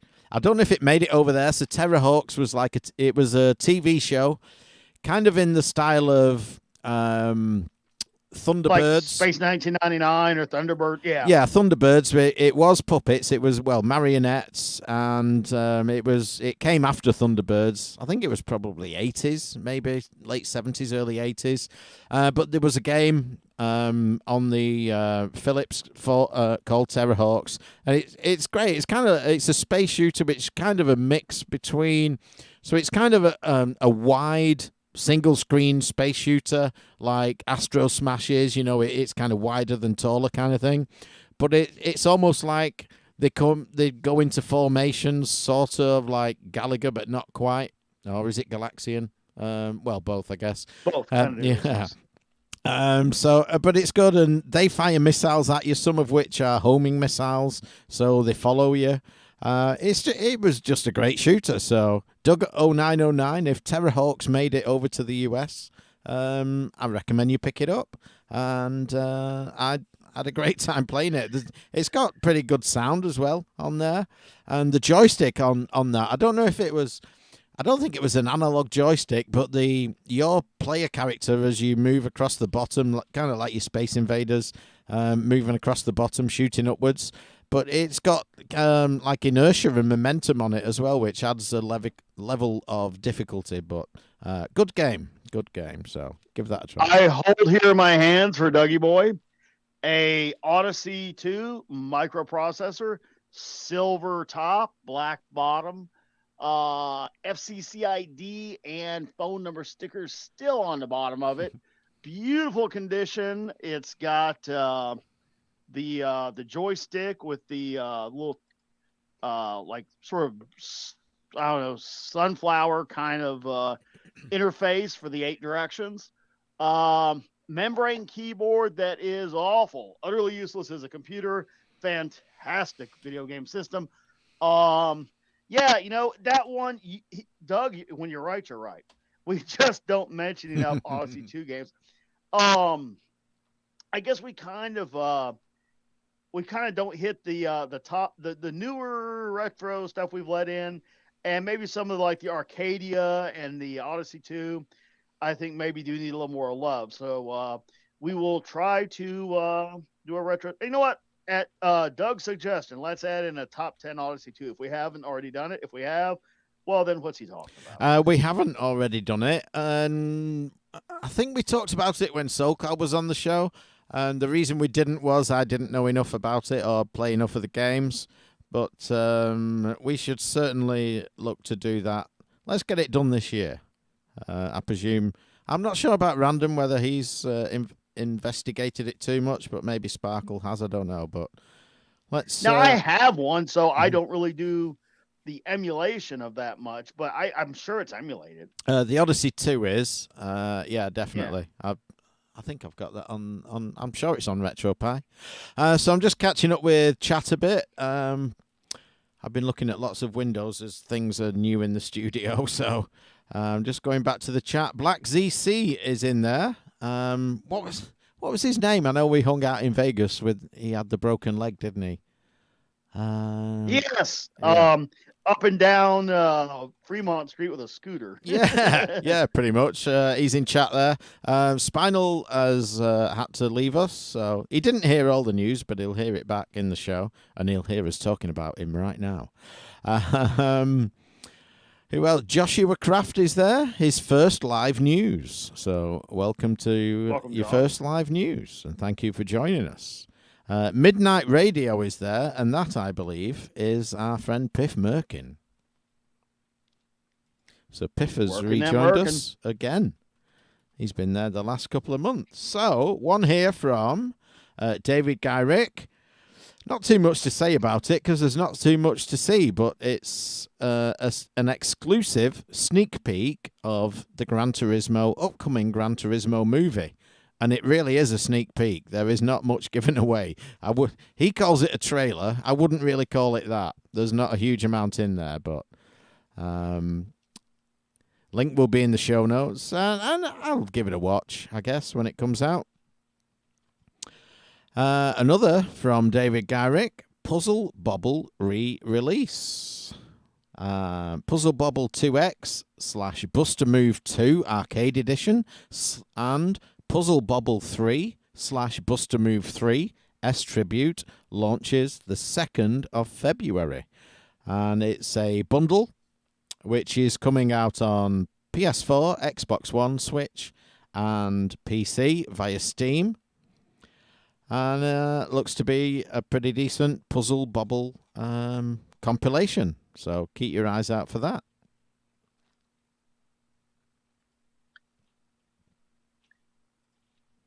One here from Random.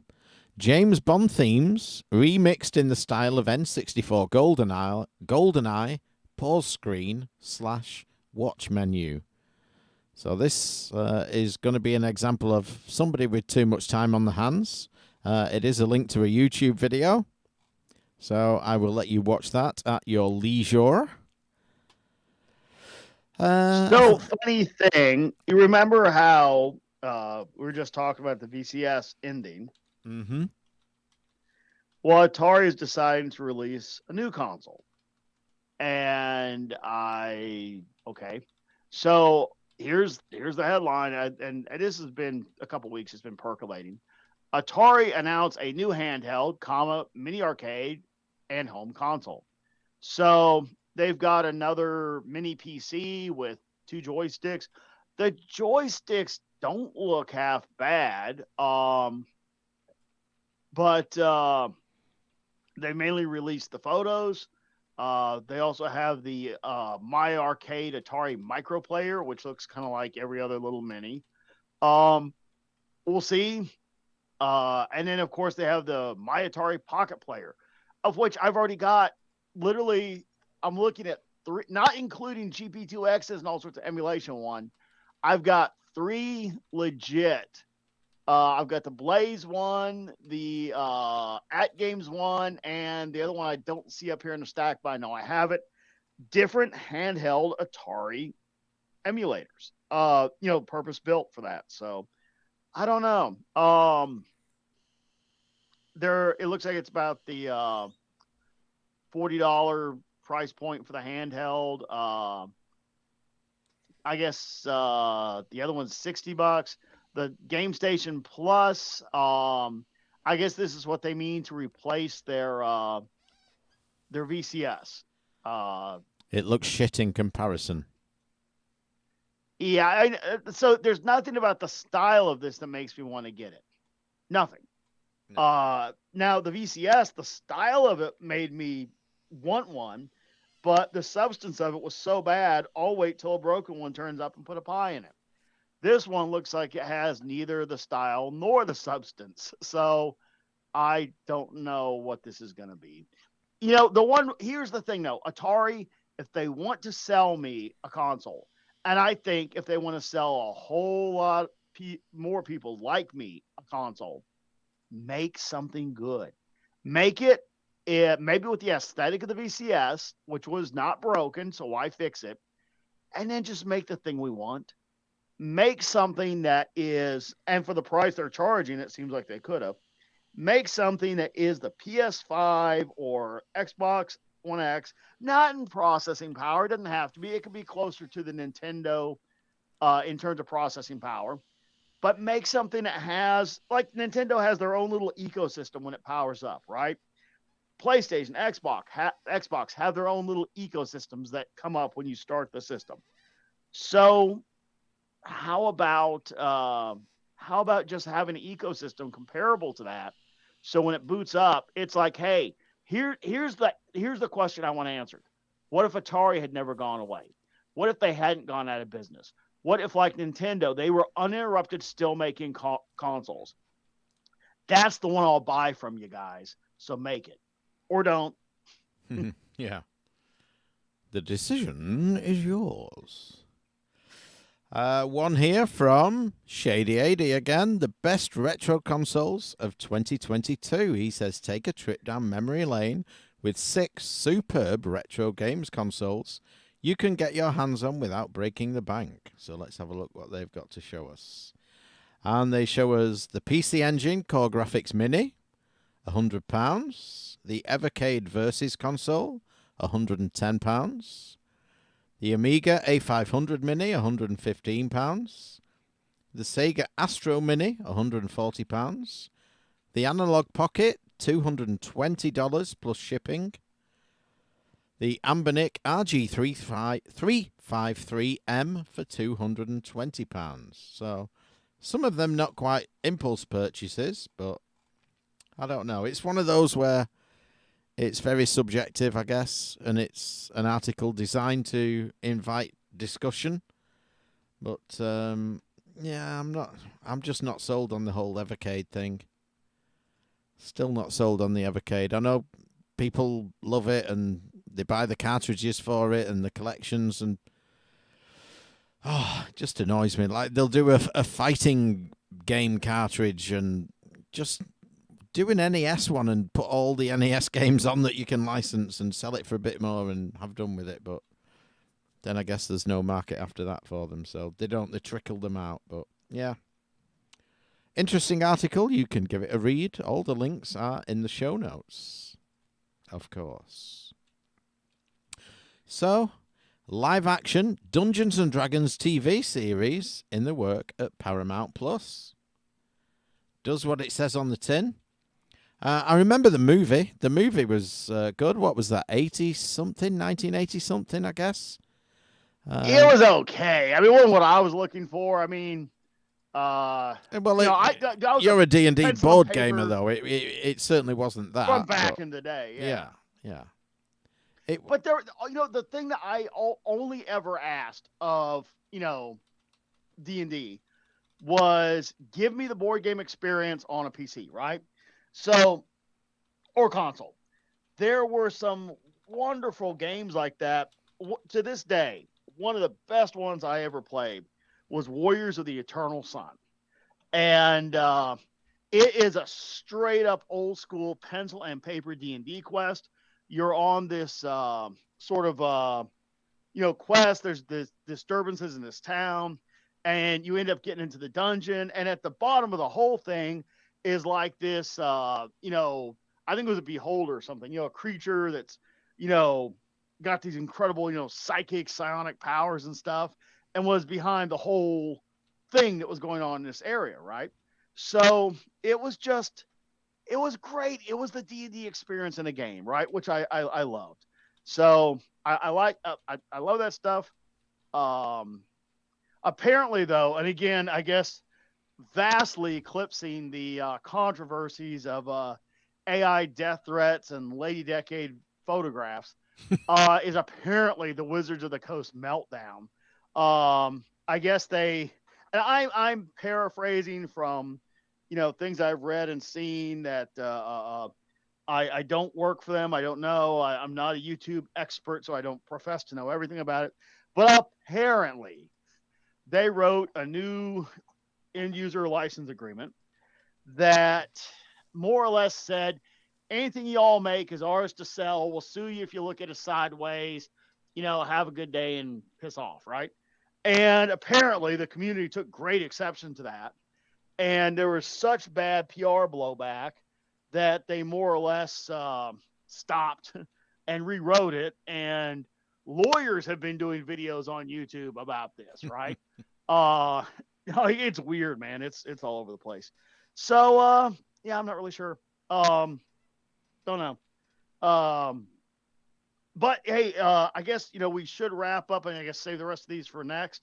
But there is one other thing I want to bring up for us to sort of talk about since we just did, and that's the new live action TV shows that are video game based. Have you caught The Last of Us yet, Mike? I haven't watched it yet. I think the 2 episodes in. I played. No, I didn't play the game. Or did I? I think I might have. I played some of the first game, but not really my thing. But I did watch a playthrough of it. There's playthroughs on YouTube, so I did watch that and watch most of it on there. Not really my thing, but maybe I watched the TV show. I mean, I'm guessing it's kind of a I'm going to say generic, but generic zombie-based show kind of thing. Well, I tell you, and I greatly enjoyed number one. Now, number one was, excuse me, number one. One of the greatest criticisms you can level at it, and I think very fairly so, is there's too much sort of choose your own adventure interactive movie. And look, I mean, if you want to do a cut sequence, just do a cut sequence.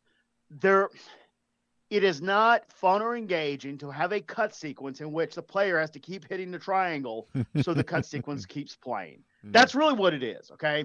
So, like, let's say there's a puzzle, okay? So you come out into this courtyard and you look up, you see you're trapped. The zombies are starting to come out the window, and there's open windows on the second story. What have you got? Okay, you look around. Oh, there's a dumpster. There's a ladder. Let's push the dumpster over, get the ladder, and then, okay, great.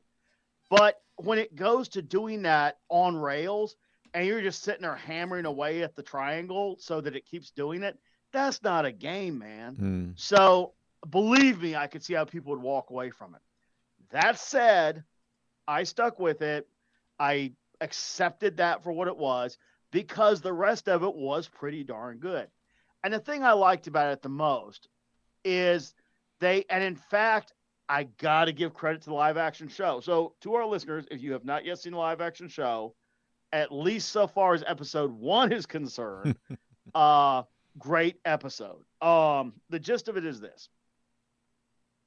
The zombie thing happens, but it's not a virus like every other one. It's a fungus. And the case they use is, and I forget the name of the fungus, but basically, and there's various funguses that do this. Somewhere out there, we've got a fungologist that listens to our show going, no. Fungology. But so moldy topic, but he the way it works is there's like a fungus that attacks ants, right? So the first thing it does is it releases compounds and grows like, I guess fungi do cells or whatever. What I don't know much about funguses, dude. But basically it grows and cracks open the ant's cranial cavity, right? Or wherever it keeps its brain. And then it eats those components, right? So it literally eats the brain. And then it starts dropping these chemicals into what's left of the brainstem that make the ant turn left, turn right, go ahead, right? So the fungus is like, it's like the bug in Men in Black driving Edgar around, right? So more or less, the fungus pilots the ant around like a little robot. And then it uses that to get to the other ants to infect them. And I know the fungi said, no, that's not the sequence. But in the end, you have a fungus driving an ant around, releasing penicillin to keep the bacteria from eating the ant's corpse. And it really is a rotting zombie ant being run by a fungus. So all they did is they applied that to humans, right? So, the fungus infects the humans.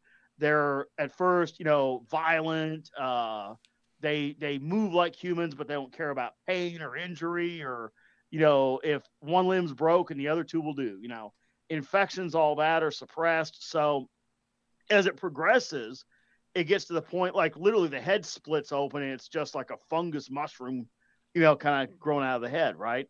And you've got this girl Ellie, who's the other, like, I guess arguably the centerpiece character, and she has been bitten by the zombie. And they pretty much got this chart that says, okay, you've been bitten on the arm, you got 48 hours, right? Then you're dying. So they you know have this girl, and she's not turning, and like 2-3 weeks go by, and her wound is healing, and she's not becoming infected with the fungus. So they're like, we got to figure this shit out. So you've got like the feds, which are holding on to the last grasp of sort of federal power through, you know, through a militarized, you know, society within the walled cities.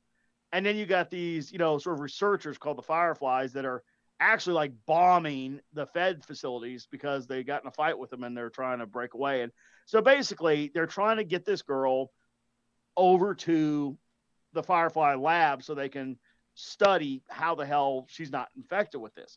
And of course, a spoiler alert for a 6-year-old, 8-year-old game. Um, you get there and they're gonna, you know, cut her apart, dissect her to figure out what's going on. So then, you know, you kind of have the choice. Do you go, all right, sounds good to me, I've got to head back east, or do you know, get in a firefight with all the security forces and all that, and then rescue her and you know, take her out of the hospital? So of course you do, and then that goes to number two. Number two, did you see her wallet chain? Check it out. She's got a wallet chain. Hey, check it out. She you know, she likes girl. You see that? Okay. What about gameplay? No, that's not the point. Look at those shoes. Comfortable, aren't they? At number two didn't have any pretense of gameplay, right? And if you want to include, you know, whatever your social narratives in something, and there's no gameplay, and then you get mad because people won't play it, that's on you. So number two was an atrocity of gameplay. It was bad. Number one was a fantastic game.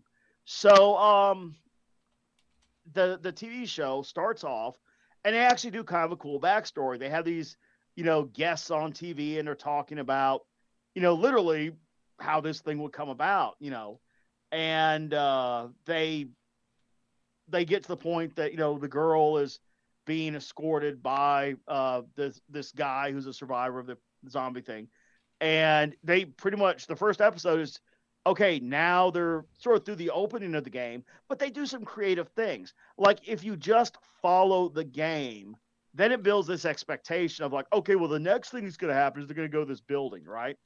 And they kind of do that in the beginning. I'm like, where are they headed with this? But they know they do a masterful job. What they do is they execute the show in the world of. So it's not tied to the plot. Like there's this, these are like smugglers, you know, these two adults that are helping this girl, you know, get to the research guys who are going to cut her up. But they don't know this yet. So they're basically these smugglers are smuggling her, right? So as they're doing their smuggling stuff, they, you know, end up running afoul of another smuggler. And one of the early missions is you basically have to go through these docks where this guy Robert sort of runs the smuggling operation, and you got to kill his whole crew and him and all that. And in this one, where they actually run into the Firefly folks, is they're going into this building, and they like sort of get through the door, and they find the bodies of Robert's entire crew, where they've all been shot, and they got in a gunfight with the Fireflies. So they use, excuse me, they use the assets, they use the world, they use the premise. They're not tied to the storyline. I haven't seen number two yet. It came out yesterday. I haven't watched it yet. All I can say is, I know they've all been shot, they've all been edited. Please just make an entertaining show about zombie and funguses. I don't need to know it's a freaking 11-year-old girl. I don't need to know what her sexual preferences are. I don't need to know anything about any sexuality of any fictitious character. that is made up of bytes and isn't a real person. I don't care. It's zombies, man. Just make a damn zombie show. So far, so good. Yeah. I'll probably wait till there's a few out and maybe give it a try then. But it's not top of my list, but I probably will check it out at some point. But yeah, hopefully they just make a good zombie show, which The Walking Dead started out as. But I bailed on that a good while ago. Yeah. Like the second or third season where they weren't doing anything. And I'm like, well, if you're not going to do anything, I'm not going to keep watching. And I left. Yeah, I stuck with it a bit longer than that. I did read the comics. The comics were pretty good. The TV show followed them quite faithfully, but a few characters didn't make it in the comics that did in the TV show and vice versa. But yeah, I had to bail on that. It got silly. Something else that's got silly is how long this news is. As Scott said, good segue. We will save that some. That segue was not silly. No. We will save some for next month. So if you sent one and we didn't do it, you will hear it next month. Cal Klitsky. Oh, we should mention one that's been big news this month. It was sent in by Lord Neil Barmer. It was sent in by Cal Klitsky. It was sent in by, I know it was someone else as well. I can't just see it there. I think it was sent in by me as well. And that is that the Google Stadia has now gone. It's dead. But they did release a tool for converting your Stadia controller into an ordinary Bluetooth controller. So you do it via a website, which is slightly disappointing because you know that in 5 years' time, you're going to see a Google Stadia, which is a good controller. You're going to find a Google Stadia in a bargain bin that someone hasn't converted, and the web tool may no longer be there. So hopefully someone either reverse engineers that website, or there's like an executable that you can download and run at a later date. But for the time being, if you've got a Stadia controller, convert it to Bluetooth now while you still can. I've done both of mine. I'm looking to pick up a couple more. But yeah, that was the other big story this month that we should mention. Which means it could have been that way all along. It should have been, to be honest. Yeah, absolutely should have been. But yeah, there you go. That's Google for you. All righty then. Okay. We will pick up next month with the remaining news items and the remaining hosts. Hopefully the remaining hosts as well, yeah. I know Random's been away this weekend, so I don't know if he's back yet. He said he would be off grid for a few days, so I don't think he's back yet. Sparkle said he may drop in, but obviously didn't. So thank you for those listeners that did drop in the YouTube chat. A few came and went along the way. It was short notice again. We keep saying every month we'll try and give you more notice and what have you, but it doesn't always happen, you know, scheduling, etc. So, yeah, thank you for those that... 2 continents. Yeah. Thanks for those that did show up, and thanks for those that are listening back later, and we will see you again next month for another live news. So, good night, everybody. Good night, everybody.